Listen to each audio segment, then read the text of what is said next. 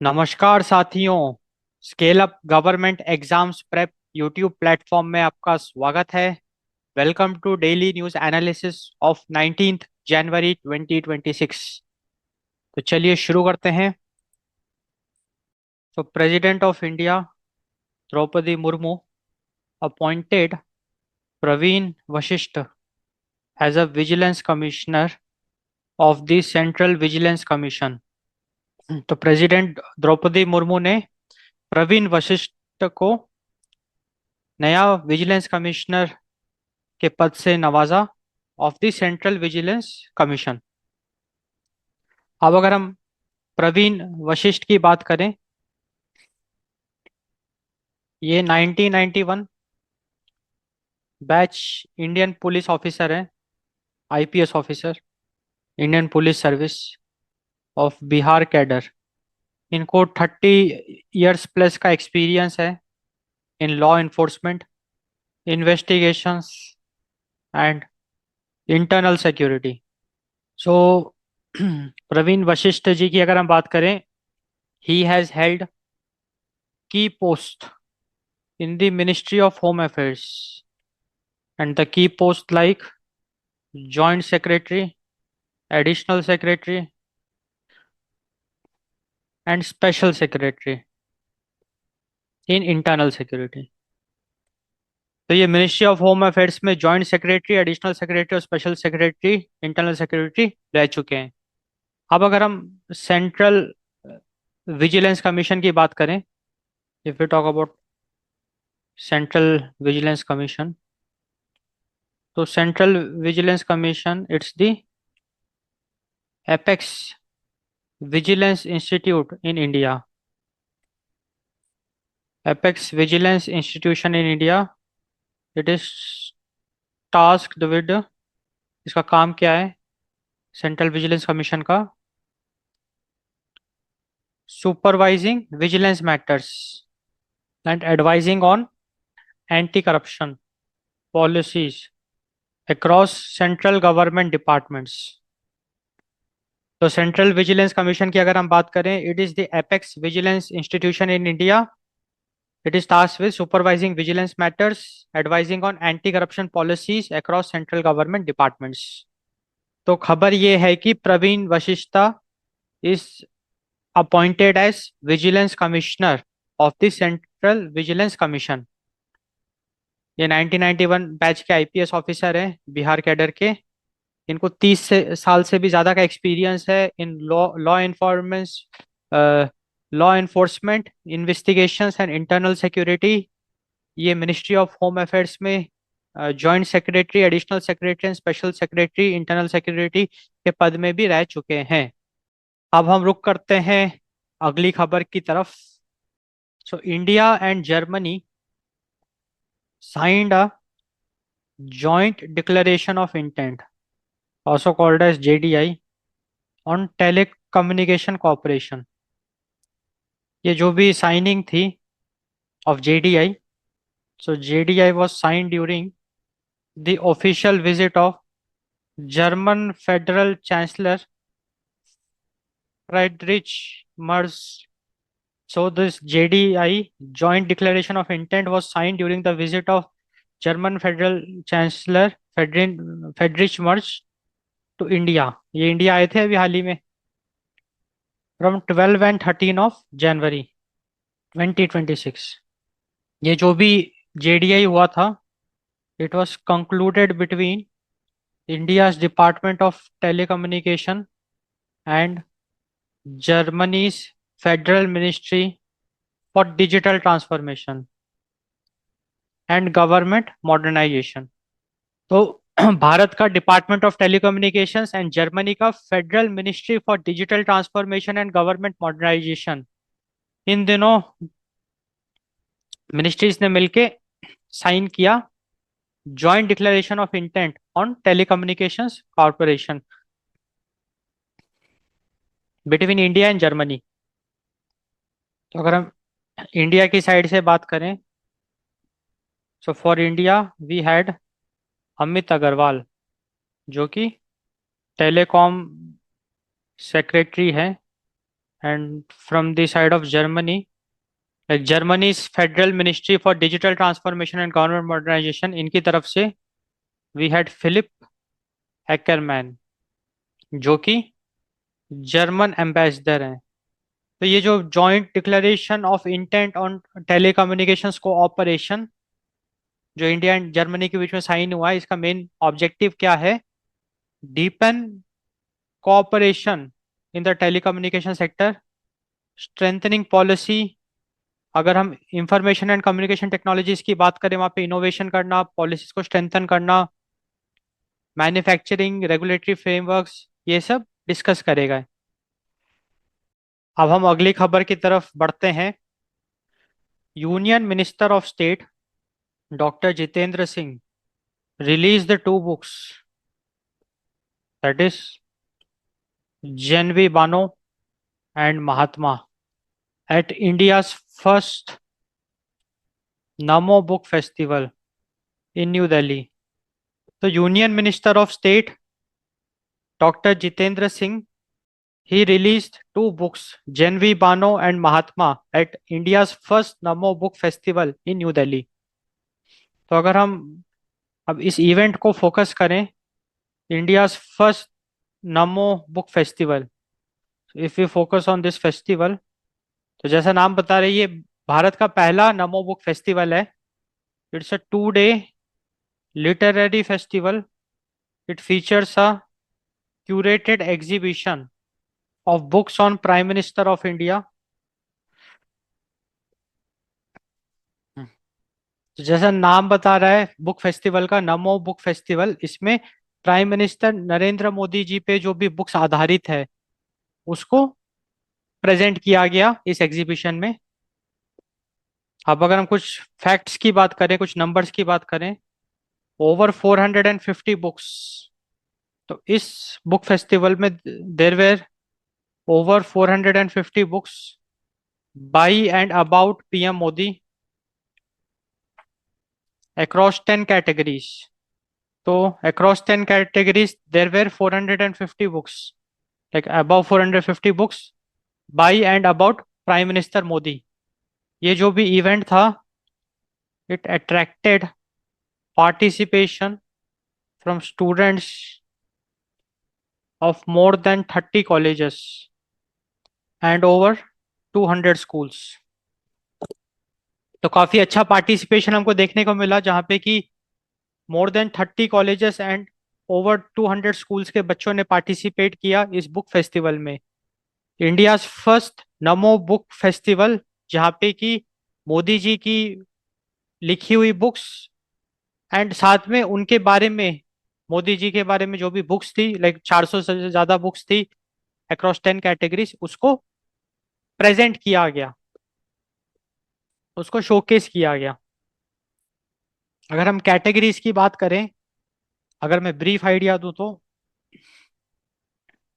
Leadership, governance, philosophy, public service and so on. So this was the news. अब हम अगली खबर की तरफ रुख करते हैं। ITBP won the fifth LG cup ice hockey championship at Kargil. अब ये आईटीबीपी क्या चीज है, इसको देखते हैं।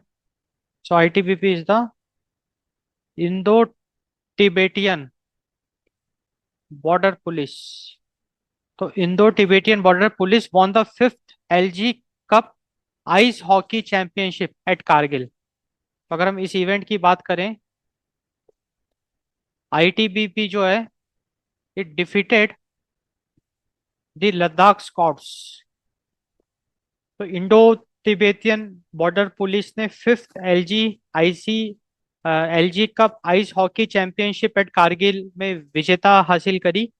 It defeated the Ladakh squads. तो ये इवेंट कारगिल में हुआ एंड वहाँ के जो लेफ्टिनेंट गवर्नर है Kavindra Gupta, Kavindra Gupta who is the lieutenant governor, क्योंकि आपको पता है जम्मू कश्मीर अब it's a union territory, he talked about वो भी मौजूद थे and he talked about promoting Ladakh as a major winter sports hub. अगर हम आइस हॉकी चैंपियनशिप की बात करें, it is one of India's key winter sports. And यहाँ पे अगर हम पार्टिसिपेशन की बात करें तो इंडो टिबेटियन बॉर्डर पुलिस की टीम पार्टिसिपेट करती है, इंडियन आर्मी, लद्दाख स्कॉट्स। ये कुछ महत्वपूर्ण टीमें हैं जो इस इवेंट में पार्टिसिपेट करती है। इसके अलावा हिमाचल प्रदेश, जम्मू कश्मीर, लद्दाख, वहाँ की जो रीजनल टीम्स है वो भी इस इवेंट में पार्टिसिपेट करती है। तो कुल मिला के इंडो तिब्बतियन बॉर्डर पुलिस ने fifth LG cup ice hockey championship में विजय हासिल करी। एंड ये चैंपियनशिप का इवेंट कारगिल में हुआ। अब हम अगली खबर की तरफ रुख करते हैं। जेकब जेकुब मैनसिक क्लिंच्ड थी जेकुब मैनसिक क्लिंच्ड थी mains single title at the 2026 ASB classic Auckland ATP 250 tournament. तो बेसिकली खबर ये है कि जेकुब मैनसिक, जो कि एक जैक टेनिस प्लेयर है, उन्होंने मेंस सिंगल टाइटल हासिल कर लिया at the 2026 ASB classic Auckland ATP 250। तो बेसिकली ये एक एनुअल टूर्नामेंट होता है ASB क्लासिक, जो कि न्यूजीलैंड में खेला जाता है, क्योंकि ऑकलैंड आपको पता होगा न्यूजीलैंड में मौजूद है। तो 2026 का जो ये ASB क्लासिक टूर्नामेंट है, ऑकलैंड ATP 250, इसमें विजेता हासिल करी है जेकब मैनसिक, जो कि जेक रिपब्लिक के एक टेनिस प्लेयर है। He clinch the men's single title. अब हम अगली खबर की तरफ रुख करते हैं। Aryan Varshney becomes India's 92nd chess grandmaster after securing his final norm at the Andranik Margarian Memorial Tournament in Armenia। तो बेसिकली आर्यन वार्ष्णे, जो कि मात्र 21 साल के हैं, तो 21 years old Aryan Varshney, he becomes India's 92nd chess grandmaster after securing his final norm at the Andranik Margarian memorial tournament in Armenia. तो इस टूर्नामेंट में ये फाइनल राउंड तक पहुंच गए हैं, एंड उसकी वजह से ये भारत के 92nd ग्रैंड मास्टर बन गए हैं, चेस ग्रैंड मास्टर। अब चेस ग्रैंड मास्टर टाइटल दिया किसको जाता है? तो international chess federation, that is FIDE, that is the international chess federation. तो ग्रैंड मास्टर का जो टाइटल है वो इंटरनेशनल चेस फेडरेशन का हाईएस्ट टाइटल है। तो इसको मैं लिख देता हूँ। Grand master title is the highest title awarded by international chess federation, that is FIDE। तो ग्रैंड मास्टर टाइटल जो होता है वो चेस का हाईएस्ट टाइटल होता है, which is awarded by international chess federation FIDE। And Aryan Varshney को भी ये टाइटल मिल चुका है। और भारत में 92 लोगों को, like there are 92 people in India who got this grand master title, so we have 92 chess grand masters in India itself. अब ये टाइटल मिलता कैसे है? तो इस टाइटल को जीतने के लिए कुछ क्राइटेरिया होते हैं, like FIDE ELO rating of 2500 और मोर, एंड कम से कम 3 ग्रैंड मास्टर नॉर्म्स आपको अचीव करने पड़ेंगे। आपको 2500 से ज्यादा की रेटिंग चाहिए होगी। एंड मतलब कुल मिला के आपके परफॉर्मेंस पे ये बेस्ड है। तो Aryan Varshney becomes the India 92nd chess grand master. अब हम बढ़ते हैं अगली खबर की ओर। RBI will establish CRPC under the revised integrated ombudsman scheme 2026।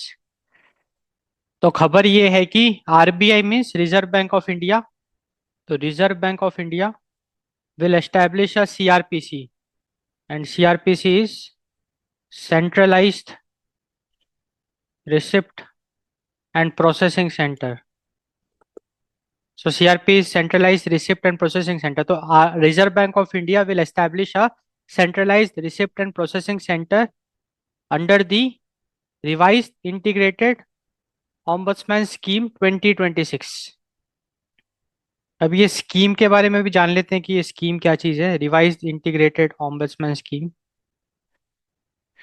So this scheme is basically a unified framework, a unified framework that replaces multiple separate grievances, grievance redressal schemes to simplify complaint process for customers। तो अगर हम grievance redressal schemes की बात करें, like multiple separate grievance redressal schemes, so banks, non banking finance corporations, digital transactions. तो इसको फिर से समझते हैं। देखो बात ऐसी है कि revised integrated ombudsman scheme 2026 it's a unified framework, एक यूनिफाइड फ्रेमवर्क है जो कि multiple separate grievance redressal schemes for banks, NBFCs, digital transactions, उसको एक कंबाइन करके यूनिफाई करके एक यूनिफाइड फ्रेमवर्क हम बना रहे हैं to simplify complaint process for customers. तो that is the revised integrated ombudsman scheme 2026। And इस स्कीम के अंतर्गत, इस स्कीम का मेन ऑब्जेक्टिव क्या है? To create a unified framework. Reserve bank of India will establish a central receipt and processing centre. And इस CRPC का मतलब मेन ऑब्जेक्टिव क्या रहेगा? To receive the complaints, it will act like a centralized complaint management system. So the main objective will be to conduct the internal scrutiny। ये जो CrPC है, centralise receipt processing centre, इसका main objective होगा conduct the internal scrutiny and processing of complaints. It is aimed at enhancing the efficiency and accessibility of grievance redressal starting from 1st July 2026। तो ये एक बहुत बड़ा कदम है by reserve bank of India. So under the revise integrated ombudsman scheme 2026, जिसका main objective है unified framework for grievance redressal system. अभी अलग अलग we have separate grievance redressal schemes for banks, NFBC, digital transactions, उसको unify करना। And उसके अंतर्गत reserve bank of India will establish a CRPC, centralise receipt and processing centre. वो basically करेगा क्या? It will conduct the internal scrutiny and processing of complaints. It is aimed at enhancing the efficiency and accessibility of grievance redressal from July 1st 2026। जो भी complaint, online complaints file करी जाएगी वो complaint management system के पास जाएगी and वहां से फिर वो सीआरपीसी के पास जाएगी। अब हम रुक करते हैं अगली खबर की ओर। Doctor Toby Kiers wins Tyler prize for revealing climate role of underground fungal networks.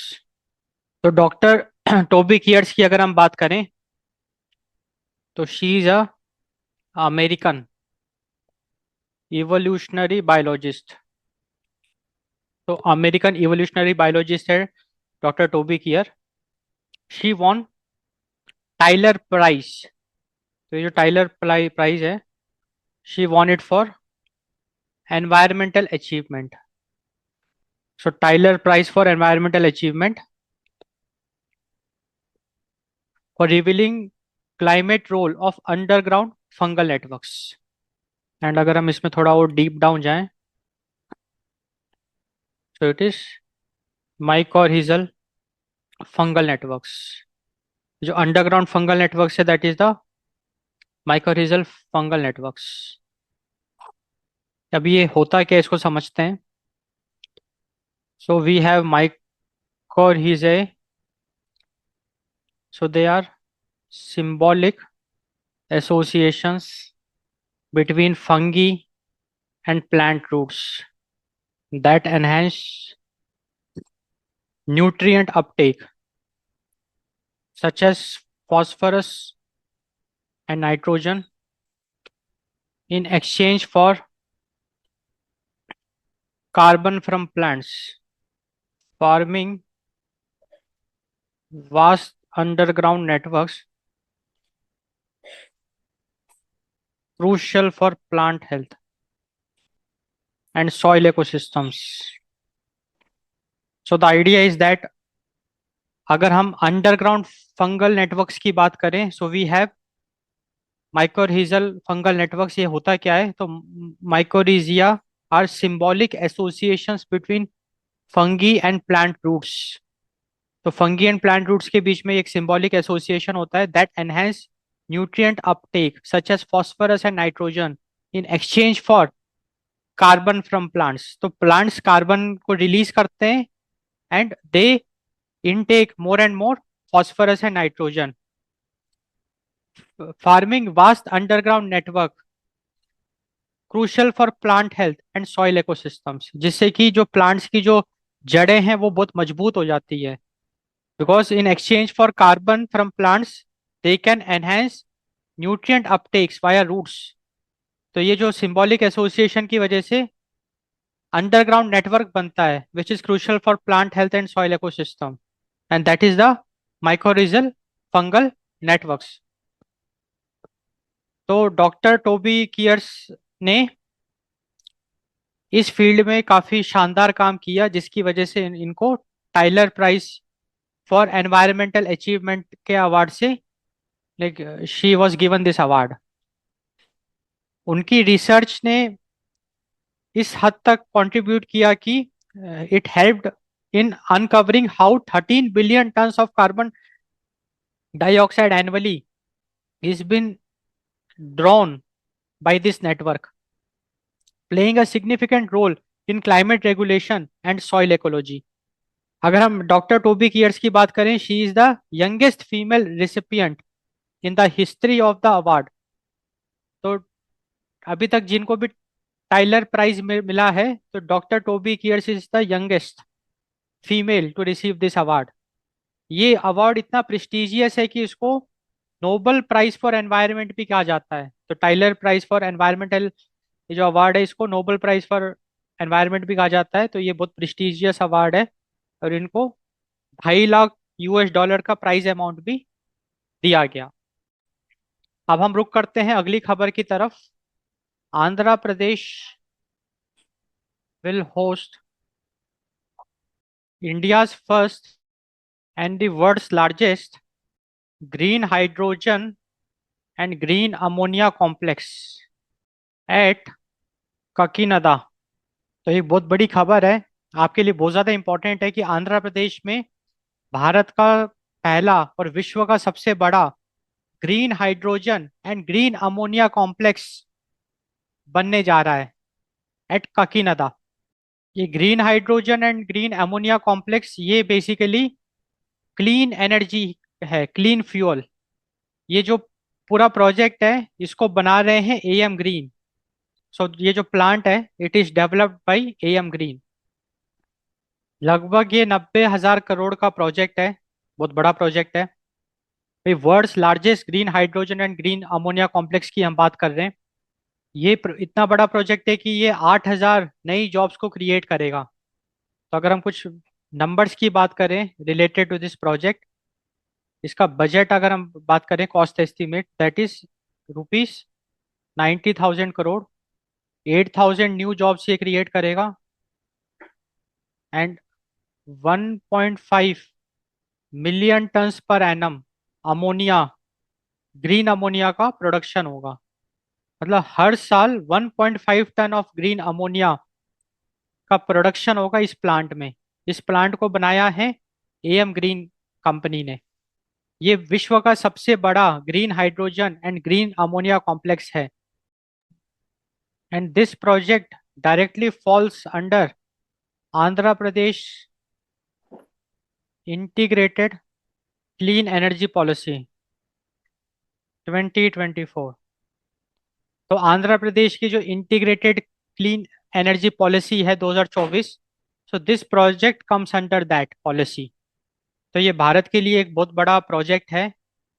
इससे हम अपना जो एनर्जी एक्सपोर्ट है, ग्लोबल क्लीन एनर्जी एक्सपोर्ट, हम कर पाएंगे to countries like Germany, Japan and Singapore. तो साथियों, फाइनली हम लोगों ने 19 जनवरी 2026 की इंपॉर्टेंट न्यूज़ एनालिसिस कर ली। आई होप आपको काफ़ी अच्छी अंडरस्टैंडिंग मिली होगी। So do subscribe to our YouTube channel scale up government exams prep. Thanks for watching, thanks for your time.